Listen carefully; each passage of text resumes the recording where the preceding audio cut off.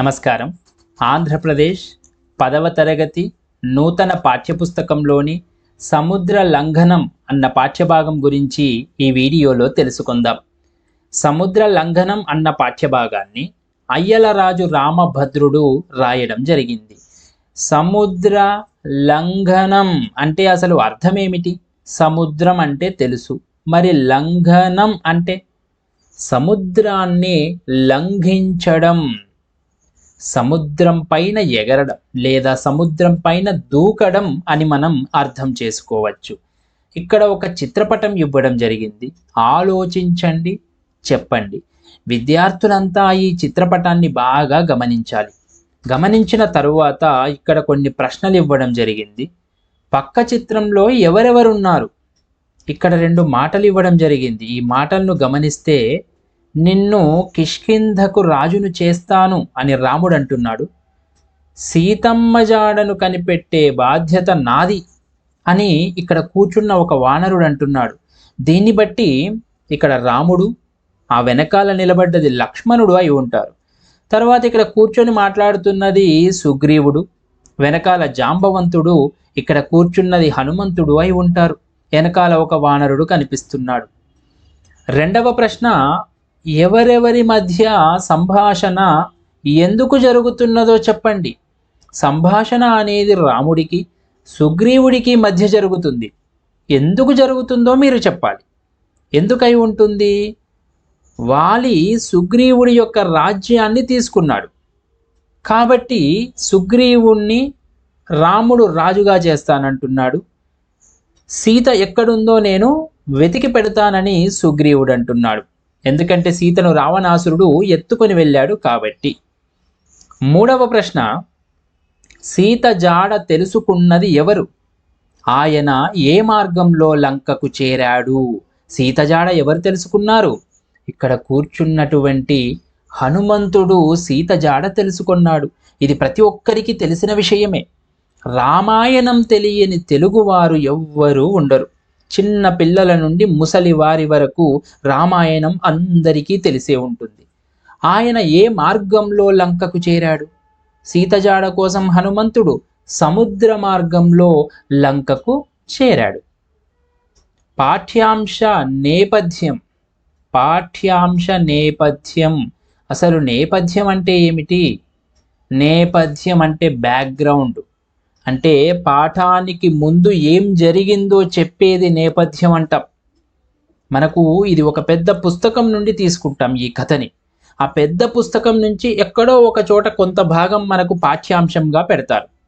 మరి మొత్తం పుస్తకం చదివితే ఆ కథ అనేది వరుస క్రమం మనకు అర్థమవుతుంది. మరి మధ్యలోంచి ఒక ముక్క తీసుకొచ్చి మనకు పెట్టినప్పుడు దాని నేపథ్యం తెలుసుకోవాలి. అంటే ఆ కథ ఎక్కడి నుండి తీసుకున్నారు, ఆ కథ కంటే ముందు ఏం జరిగింది అనే అంశం మనం తెలుసుకుంటేనే అసలు ఈ పాఠ్యాంశం మనకు అర్థమవుతుంది. దాన్ని తెలియజేసేదాన్నే మనం నేపథ్యం అంటాం. మరి ఈ పాఠ్యాంశ నేపథ్యం ఏమిటో ఒక్కసారి చూద్దాం. నేపథ్యం: సీతాన్వేషణలో రామలక్ష్మణులు కిష్కింధకు చేరుకుంటారు. సుగ్రీవునితో స్నేహం చేస్తారు. సుగ్రీవుడు సీతను వెతకడానికి వానర సైన్యాన్ని 4 దిశలకు పంపిస్తాడు. ఆంజనేయుడి బృందం దక్షిణ దిశకు వెళ్తుంది. జాంబవంతుని ప్రోత్సాహంతో ఆంజనేయుడు మహేంద్రగిరి నుంచి సముద్ర లంఘనానికి సిద్ధమవుతాడు. ప్రస్తుత పాఠ్యభాగం అయ్యలరాజు రామభద్రుడు రచించిన రామాభ్యుదయము అను ప్రబంధంలోని 6వ ఆశ్వాసంలోనిది.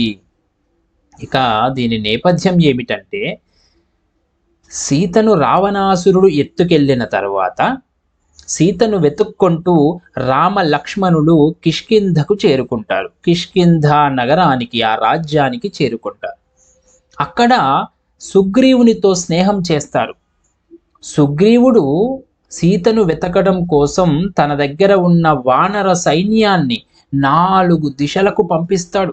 తూర్పు కొంతమంది, పడమర కొంతమంది, ఉత్తరానికి కొంతమంది, దక్షిణానికి కొంతమంది.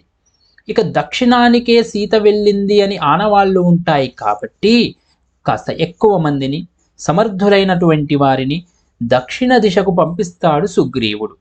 అందులో ఆంజనేయుడు కూడా ఉంటాడు. వీరంతా దక్షిణ దిశకు సౌత్ వైపు వెళ్తారు.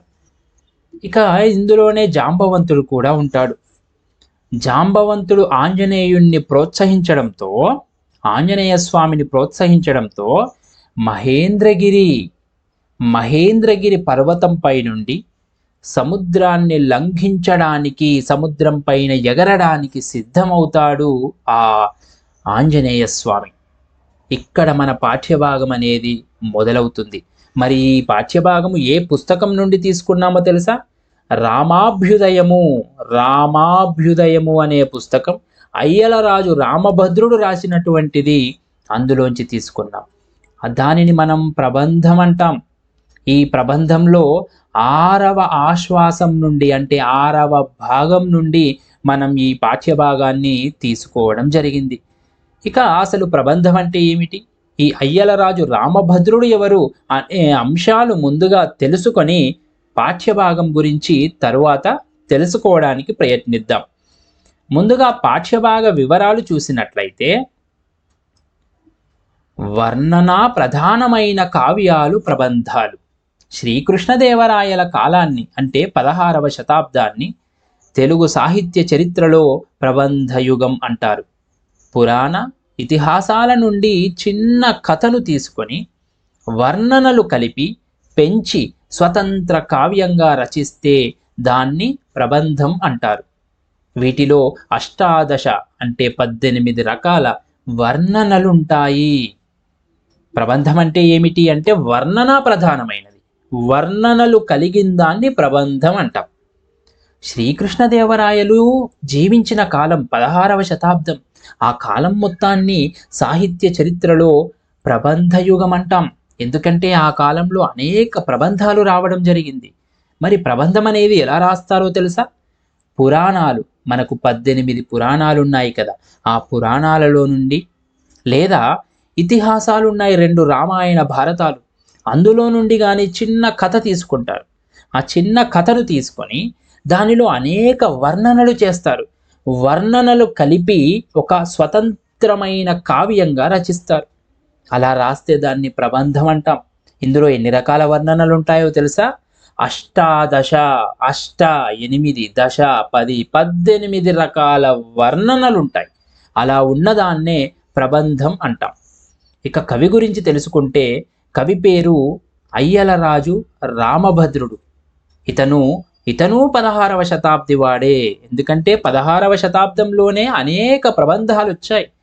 అయ్యలరాజు రామభద్రుడు సైతం 16వ శతాబ్దికి చెందినటువంటి వాడు. ఇతను కడప జిల్లా ఒంటిమిట్ట అనే ప్రాంతంలో నివసించాడు. ఇతను శ్రీకృష్ణదేవరాయల ఆస్థానంలోని అష్టదిగ్గజ కవులలో ఒకడు. శ్రీకృష్ణదేవరాయల ఆస్థానంలో దిగ్గజ 8 మంది ఏనుగుల వంటి గొప్ప కవులు ఉండేవారు. అందులో ఒకరు అయ్యలరాజు రామభద్రుడు. రామభద్ర కవి రామాభ్యుదయ కావ్యాన్ని అలియ రామరాయల మేనల్లుడైన గొబ్బూరి నరసరాజుకు అంకితమిచ్చాడు. అలియ రామరాయలు శ్రీకృష్ణదేవరాయలలో ఆ రాజులలో అలియ రామరాయలు, అతని మేనల్లుడి పేరు గొబ్బూరి నరసరాజట. అతనికి ఈ కావ్యాన్ని అంకితమిచ్చాడు. ఇతని మరొక రచన ఏమిటి అంటే సకల కథా సార సంగ్రహం. సకల కథా సార సంగ్రహం అనేది ఇతని మరి ఒక రచన. శ్రీరామ కథను 8 ఆశ్వాసాల ప్రబంధంగా మలిచాడు. ప్రతి పద్యంలో కల్పనా చాతుర్యం కనిపిస్తుంది.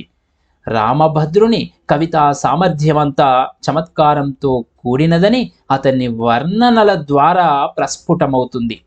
ఇతనికి చతుర సాహిత్య లక్షణ చక్రవర్తి, ప్రతివాది మదగజ పంచానన అనే బిరుదులు ఉన్నాయి. ఇక శ్రీరాముడి కథను 8 ఆశ్వాసాలు గల ప్రబంధంగా మలిచాడు అయ్యలరాజు రామభద్రుడు. ప్రతి పద్యంలో మంచి కల్పనా చాతుర్యం కనిపిస్తుంది. కల్పనలు, మంచి ఊహించి అనేక కల్పనలు చేసి రాశాడు. ఇతని కవితా సామర్థ్యము ఎంతో చమత్కారం కలిగినది. అతని పద్యాలు మనం వింటే చదివితే చాలు అతని చమత్కారం అంతా మనకు అర్థమవుతుంది. అందుకే ఇతనికి 2 బిరుదులున్నాయి.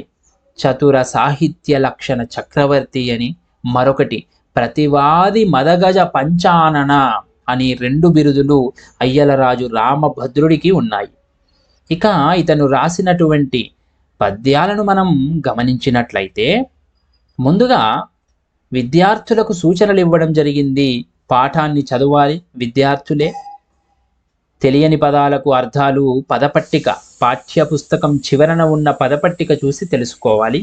రెండవ సూచన, సందర్భానికి తగిన అర్థాన్ని గ్రహించి చిత్రాల ఆధారంగా పాఠం భావాన్ని గ్రహించాలి.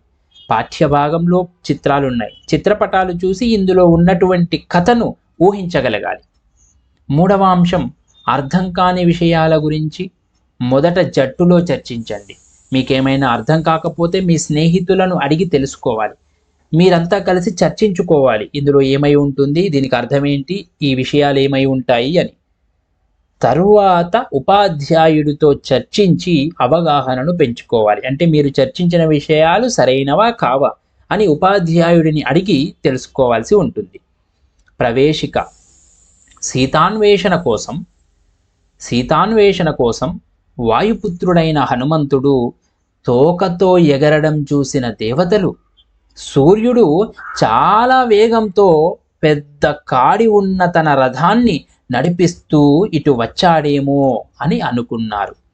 దేవతల యొక్క ఊహను నిజం చేస్తూ హనుమంతుడు సముద్రాన్ని ఏ విధంగా లంఘించాడో చూద్దామా? సీతను వెతకడం కోసం హనుమంతుడు అలా ఎగురుతూ ఉంటే అతని పొడవైన తోకను చూసి ఆ దేవతలు అనుకున్నారట, సూర్యుడు ఎంతో వేగంతో పొడవైన కాడి అంటే మనం ఎద్దుల బండి, గుర్రపు బండి చూసినట్లయితే ఆ బండికి ముందు ఒక లావుపాటి ఒక కర్ర పొడవుగా ఉంటుంది. ఆ పొడవైన కర్రకు ఇరువైపులా ఆ ఎద్దులను కానీ ఆ గుర్రాలను కానీ కట్టేస్తారు. ఒకవేళ ఒకటే గుర్రం అయితే ఆ కర్రకు మధ్యలోనే ఆ గుర్రాన్ని కట్టివేస్తారు. ఆ పొడవైనటువంటి దాన్ని కాడి అంటారు. రథానికి చాలా పొడవైన కాడి ఉందేమో, ఆ కాడితో సూర్యుడే అట్లా వస్తున్నాడేమో అనిపించేలాగా అంత వెలుగుతూ ఆ హనుమంతుడు వేగంగా వెళ్ళిపోతున్నాడట. చూడండి కల్పనా చాతుర్యం, ఈ విధంగా కల్పనలు జోడించి ఈ ప్రబంధాన్ని కవి రాయడం జరిగింది. ఆ దేవతల ఊహను నిజం చేస్తూ హనుమంతుడు సైతం ఆ విధంగానే సముద్రాన్ని లంఘించాడట. మరి ఎలా లంఘించాడో ఈ పద్యాల ద్వారా మనం తెలుసుకోవడానికి ప్రయత్నిద్దాం. ముందుగా ఇందులో ఉన్న చిత్రపటాలను బట్టి కథను ముందుగా ఊహించడానికి ప్రయత్నిద్దాం. మొదటి చిత్రంలో హనుమంతుడు, చాలా పొడవుగా మారిన హనుమంతుడు, ఆకాశంలో మేఘాలు సైతం అతనికి సమానంగా కనిపిస్తున్నాయి. కింద చాలా చిన్నగా జాంబవంతుడు, అంగదుడు మొదలైన వానరులు కనిపిస్తున్నారు. తన కాళ్ళ కింద ఆ కొండలు సైతం నుజ్జునుజ్జైపోతున్నట్లు మనం గమనించవచ్చు. తరువాతి చిత్రపటంలో ఆకాశంలో సముద్రం పైన అవలీలగా అలా ఎగురుతూ ఉన్న చిత్రపటాన్ని మనం గమనించవచ్చు. ఇక పద్యాలలోకి వెళ్ళినట్లయితే మొదటి పద్యము సీస పద్యం. అడుగులొత్తిన పట్ల పిడుగు మొత్తిన ఎట్ల బహుమహోపలములు పగిలి పడగా, తోక త్రిప్పిన పట్ల మూక విప్పిన ఎట్ల బలుగా నలిలగూడి బయలుగాగా, గేల దట్టిన పట్ల గోలగొట్టిన ఎట్ల గరికేసరాదులు గలగి పరవా, రంతు చూపిన పట్ల వంతు మోపిన ఎట్ల గుహలు ప్రతిధ్వనుల్ గృమ్మరింపాం, కంపిత ధరాధిత్య కాఝరీత రంగ ఘటలెల్లెడల నొప్పరంబులెగసి, పడి తడిపి కార్యదాహ విభ్రాంత కపుల ఉల్లములతోదవాగ్నుల జల్లజేయ.